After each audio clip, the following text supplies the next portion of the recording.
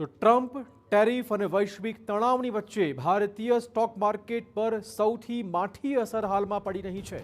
આપને કહી દઈએ કે સતત બીજા દિવસે ઊંધા માથે પટકાયું છે ભારતીય શેર બજાર।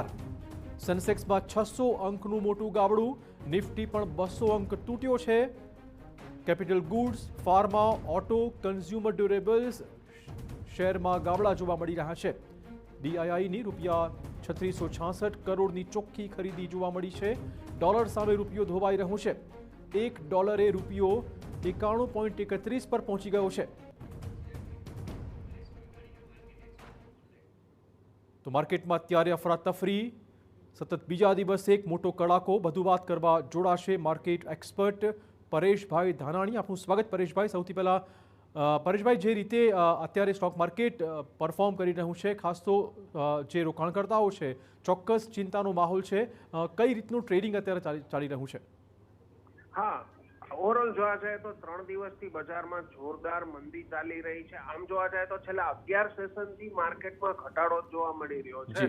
અત્યારે પણ બજાર ડાઉન છે। મુખ્ય કારણોની જો આપણે વાત કરીએ તો એફઆઈઆઈ છેલ્લા ઘણા સમયથી વેચવાલ જ છે, શેરો વેચી રહી છે, જેને હિસાબે ડોલરમાં પણ મજબૂતાઈ જોવા મળી રહી છે, રૂપિયો નબળો પડતો જાય છે। એફઆઈઆઈનું સતત સેલિંગ પ્રેશર જોવા મળી રહ્યું છે। કારણોમાં જીઓપોલિટિકલ જે ઇસ્યુઝ ચાલી રહ્યા છે, જે વોર ચાલી રહી છે, ટેરિફ વોર ચાલી રહી છે, એને લઈને પણ બજારમાં મંદીનો માહોલ છે। પ્રેશિયસ કોમોડિટીઝના પ્રાઇસ હાઈ થઈ રહ્યા છે, નવા હાઈ કરી રહ્યા છે, તો બીજી બાજુ ડોલર પણ નવો હાઈ કરી રહ્યો છે, રૂપિયો નવો લો કરી રહ્યો છે।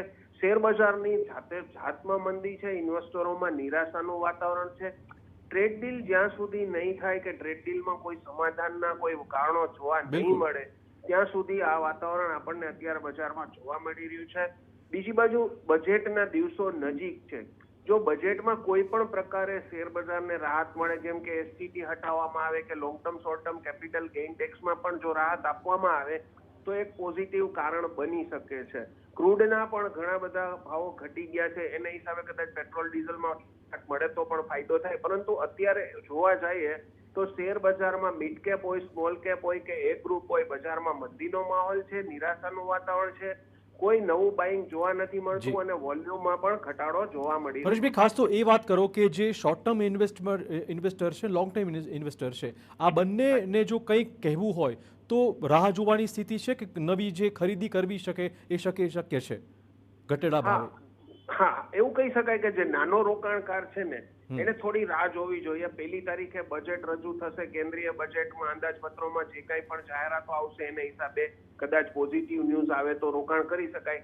જો રાહત ન આવે તો હાલમાં રોકાણ કરવાનો સમય નથી જ્યાં સુધી ટ્રેડ ડીલ ફાઇનલ ન થાય, કોઈ પિક્ચર ક્લિયર ન થાય ત્યાં સુધી નાના રોકાણકારે દૂર રહેવું જોઈએ। લોંગ ટર્મ ઇન્વેસ્ટર છે કે જેને 2-5 વર્ષ માટે ઇન્વેસ્ટ કરવું છે, એ પોતાની કેપેસિટીની 25-50% હોલ્ડ અત્યારે કરી શકે છે, ખરીદી કરી શકે છે। બાકી બજારનો માહોલ ખૂબ ખરાબ હોવાથી નાના રોકાણકારોએ અત્યારે બજારમાંથી ખરેખર દૂર રહેવું જોઈએ। એટલીસ્ટ 10 દિવસ રાહ જોવી જોઈએ એવું કહી શકાય। થોડી સેક્ટર વાઇઝ વાત કરી લઈએ, કયા સેક્ટર્સમાં ખાસ એલર્ટ રહેવું જરૂરી છે? હા, જોવા જાય તો બેંક નિફ્ટીમાં પણ આજે જોવા જાય તો બહુ મોટો ઘટાડો છે, 750 પોઈન્ટ, એટલે બેંકો ઘટી રહી છે। જો લેવું હોય ઇન્વેસ્ટર હોય તો નાની બેંકો લઈ શકાય। બાકી ઓટો ઇન્ડસ્ટ્રીઝમાં પણ મંદી જોવા મળે છે, એટલે ઓવરઓલ પિક્ચર જ ખરાબ છે। એટલે જ્યાં સુધી કોઈ પણ માની લો કે બજેટમાં કોઈ સેક્ટરને ફાયદો થાય એવી વાત આવે સરકાર તરફથી તો એ સેક્ટર્સમાં આપણે રોકાણ કરી શકાય, પબ્લિક સેક્ટર્સમાં કે ક્યાંય પણ। ટૂંકમાં સ્થાનિક લેવલે પોઝિટિવ સેન્ટિમેન્ટ હોય તો જ ઇન્વેસ્ટ કરી શકાય, બાકી જે વૈશ્વિક પરિબળો છે તો હમણાં હાલ પૂરતા સુધારવાના છે નહીં। હાજી સાહેબ। જી, આપનો આભાર પરેશભાઈ તમામ વાતચીત બદલ। તો આપણે કહી દઈએ કે જે રીતે સ્ટોક માર્કેટમાં ઘટાડાની ચાલ જોવા મળી રહી છે, રોકાણકર્તાઓ અત્યારે રાતા પાણી રડી રહ્યા છે।